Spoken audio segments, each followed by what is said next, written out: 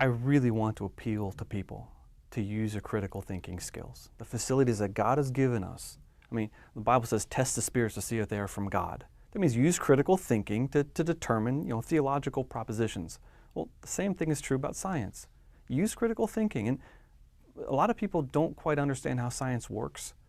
And a lot of what we read and people trying to have one of these alternate viewpoints they're trying to build a case for themselves, but that's not how science works. Science works by disproving the other side. And so if you believe the earth is flat, or if you think that the earth is the center of the universe, you got to determine what experiment could disprove your view and then go analyze the data from that experiment. So for example, I could give you 100 suggestions that support my idea, but if you come up with just one, then the whole theory is invalidated. Yes.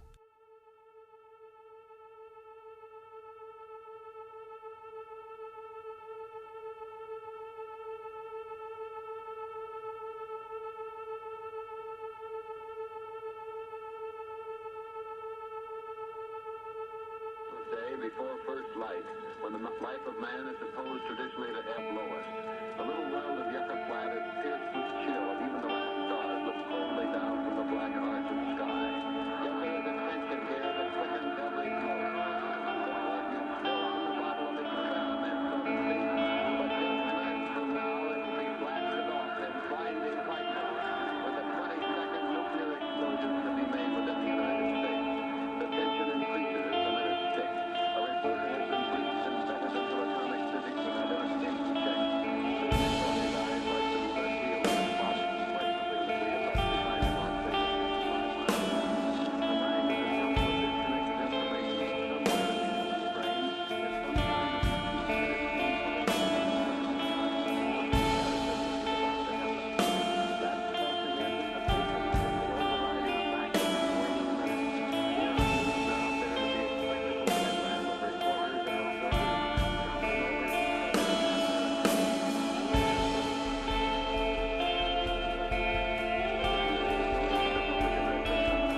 Science works by disproving the other side.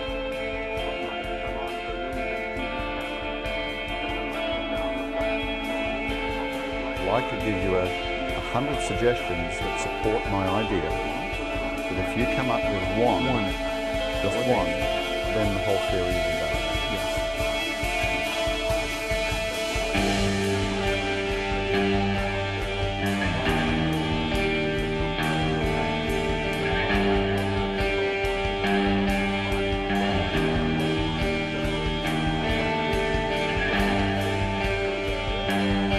Science works by disproving the other side.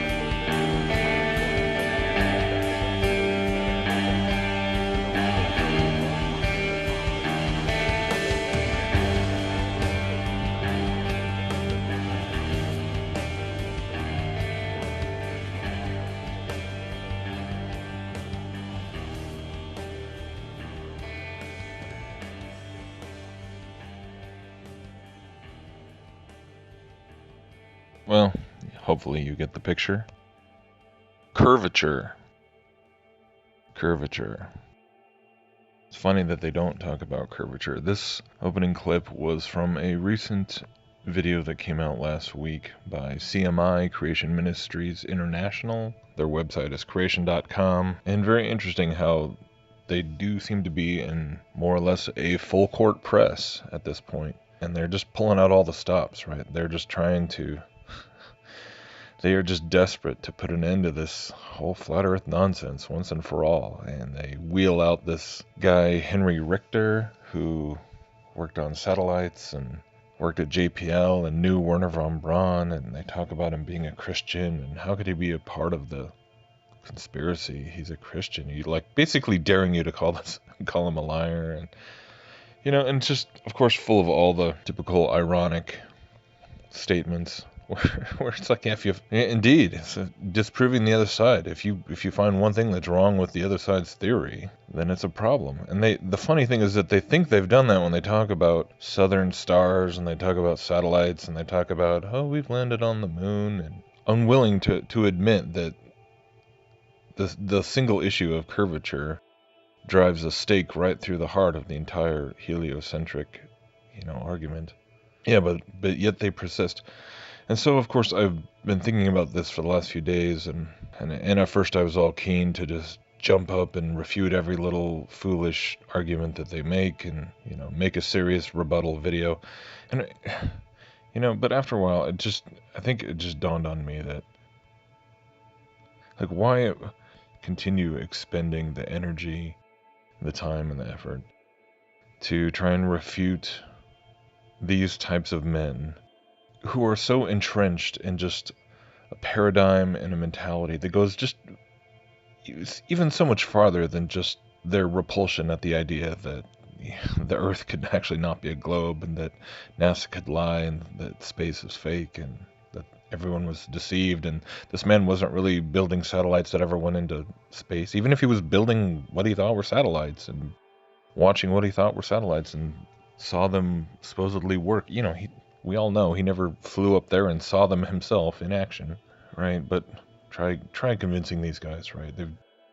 We've just seen this across, the people who have dug in their heels are dug in, and it's not even just about cosmology. It's really not. And this is what I think, coming to terms with, but, I'm just thinking about more lately, is that even if these guys were right, were totally right, and the flat Earth was a total psyop, and total nonsense, and unscientific, and just pure delusion as they imagine it is, right? And let's say they are right, and we're all living on a globe. It's like, even if you were right about the globe, you're still living on the wrong planet, if that makes sense. They don't even know what planet they're on, even if it was a planet, which it's not. But the bottom line is that if you can't even bring yourself to question things like NASA and the overall agenda behind it all, and how it ties into evolution, and it ties into the search for extraterrestrials, and ties into war, and the military-industrial complex, and the nuclear missile scare that went on for decades with the Cold War, and all the just agendas upon agendas, and how the whole thing, it just goes on and on. And yeah, it just all comes back to the bigger issue of them being terrified to believe that they could be in the midst of such a big C grand conspiracy, period. And that, to me, is even a far just more tragic reality than their rejection of, a cosmological truth. It's a historical, political, cultural, theological truth. It really,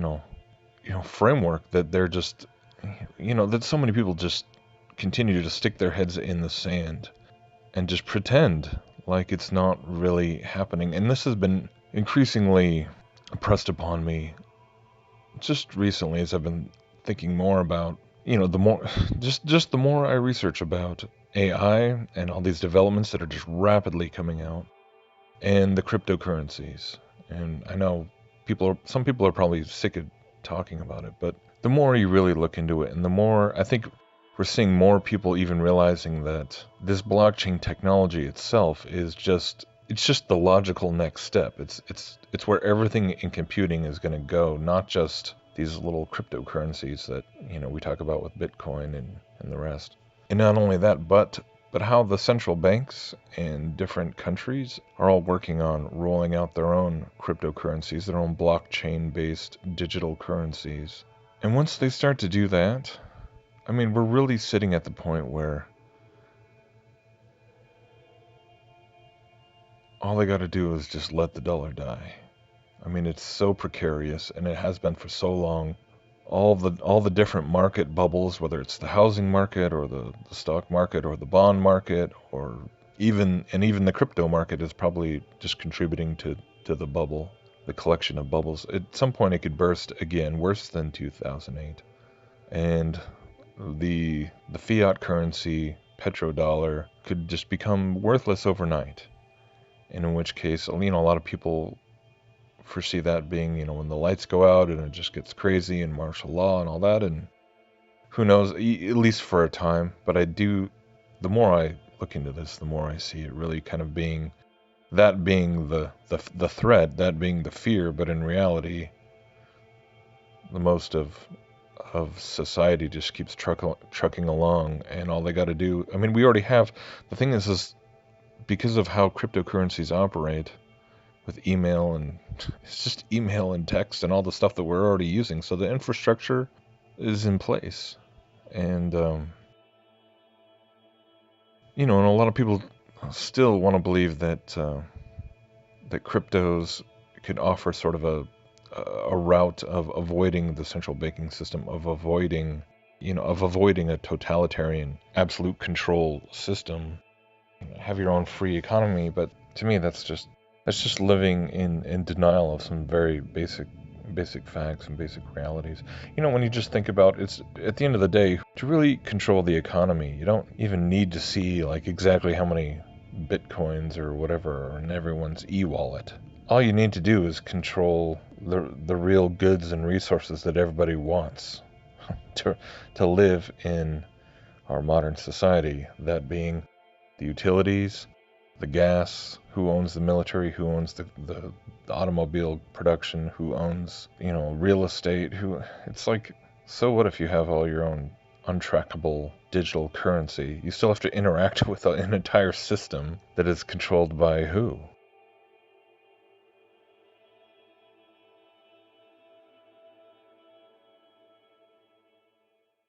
In short, I think that we're in line for one of the most drastic and draconian changes to the U.S. money system in history. It could be on a par with the creation of the Fed in 1913, or Roosevelt confiscating American citizens' gold in 1933. The U.S. at this point is a ticking time bomb, from a financial, from an economic, from a sociological, from a political point of view. It's a very dangerous situation. So, Doug, what do you actually see happening with the dollar? My thought is this, that understanding that the dollar is as unstable as it is, at this point, the Fed might try to create an alternative, and an alternative that's more under their control than the dollar and actually out of the traditional banking system. What would happen if the Federal Reserve created a look-alike dollar? Let's call it the Fedcoin. Perhaps based on the same technology that Bitcoin is based on. This is the blockchain technology where every transaction can be tracked from the creation of the Bitcoin itself. I suspect the next stage on the part of the government, since they've tried quantitative easing, can't do that too much more after creating trillions and trillions of these paper dollars, which are going to come out of the financial system and into the retail system, exploding prices. Zero interest rates, negative interest rates, huge distortions.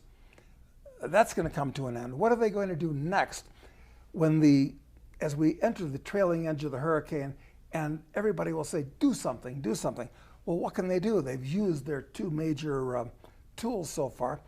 My guess is they're going to come up with a completely digital currency called the Fedcoin, which will actually act as a parallel alternative to the dollar. It'll have a lot of advantages from the government's point of view. And as much as people seem to like Bitcoin, the public may accept it to start with. So, Doug, tell me about this Fedcoin. What's it going to look like? Is it going to replace the dollar? Well, this is a conjecture on my part. It's not going to be physical to start with. It's not going to be paper in any way. It's going to be something that you're going to have on your smartphone. In Canada, they have something called Project Jasper, which is their own version of this. The Chinese have announced that they're planning on a blockchain type currency. The same thing. They've said that they want to see this happen as soon as possible. The British have made an announcement along these lines. This is the latest version of the $100 bill that I've got here. Right. But do you remember not so long ago it used to be a little round circle? I mean, Yeah. they keep changing the $100 bill. I think in the last 10 years, we've probably had 3 or 4 different $100 bills. Maybe this is getting the public used to the fact that these things can change a lot and quickly. The day is going to come when this isn't worth the paper it's printed on.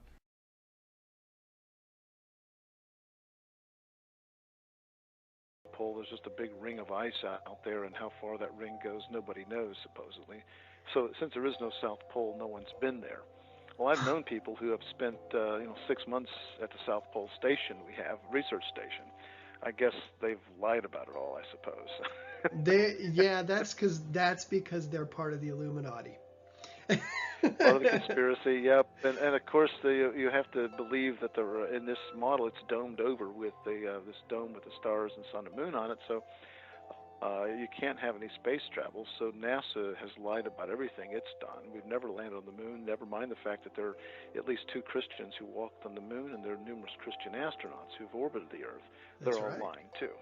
That's right. And of course, as a PhD astronomer, I'm in a position to know better, and so I must be lying as well. But no one's made that claim about me yet. I suspect that's coming. But no one's at least come to me and said, "Yeah, you're part of the conspiracy too, and you're lying as well." The sheer volume of the amount of liars involved has to be incredible.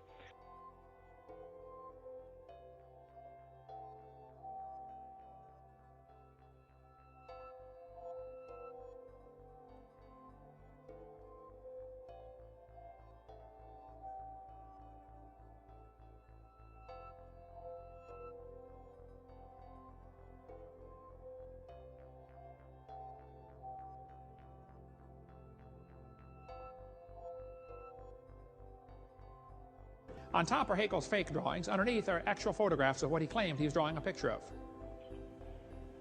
Haeckel lied deliberately. His own university held a trial and convicted him in 1875. He said, "I should feel utterly condemned, except hundreds of biologists lie under the same charge. Everybody else lies, so it's okay for me to lie too." Haeckel's biogenetic law is as dead as a doornail, folks. It's not true. It never was true. Proven wrong. 1875. It's not true. He was convicted of fraud. His own university held a trial and convicted one of their own professors of lying. But his drawings are still used in textbooks in your county tonight. Proven wrong 125 years ago.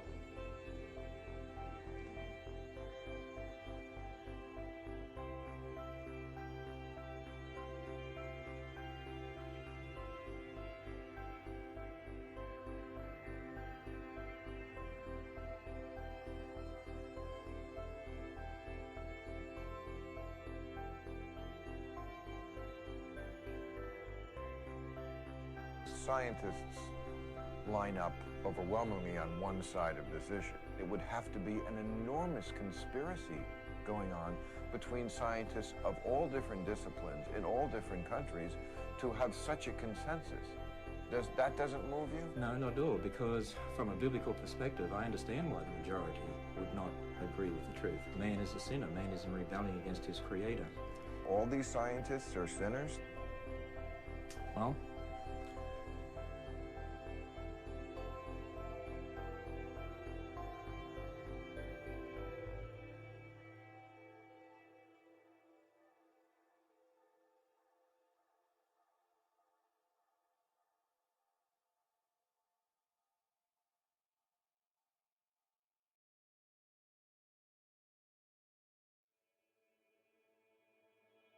And so the bottom line is just that things are moving so quickly. It's just getting more and more real every day.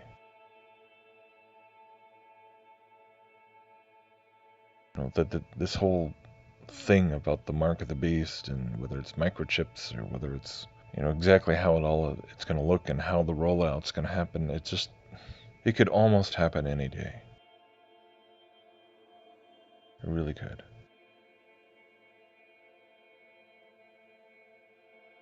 And so many of us have friends and families, loved ones, and so many people that we know that just, yeah, sure, they laugh at flat Earth, and we try and figure out ways to get through to them and get them to take it seriously. But the bigger obstacle is getting them to really just even conceive that such a massive agenda could be going on, that is actually being orchestrated from the demonic realm, orchestrated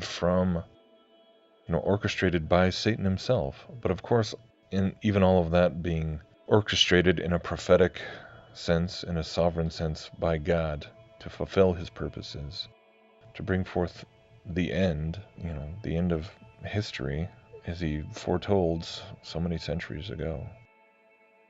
And here we are, and things just continue on, and there's no shortage of silly little things going on to distract ourselves with. And the simple fact is that I don't hear any of these Christian creation ministry dudes just talking about any of this. Can't even bring themselves to just even recognize a fraction of it. So, okay, fine. You can't stomach all this crazy movement that people would dare question the idea that we live on a ball. Can you question anything going on around you?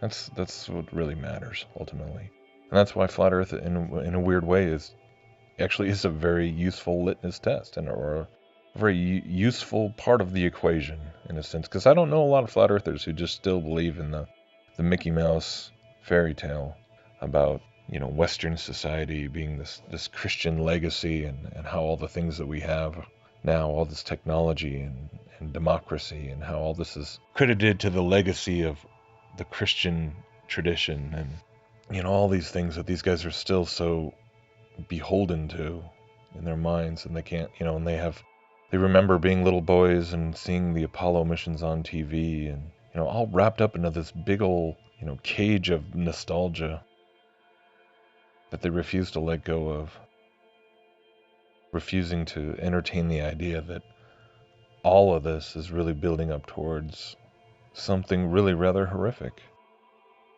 And people in the West, whether it's the United States or Australia or so many different places, have a very hard time believing that so much of what they've invested in, and their parents and their grandparents, and all of these narratives that we've bought into for generations could all just be layers upon layers of propaganda propelling us towards a conclusion that is just so far beyond what they can even fathom.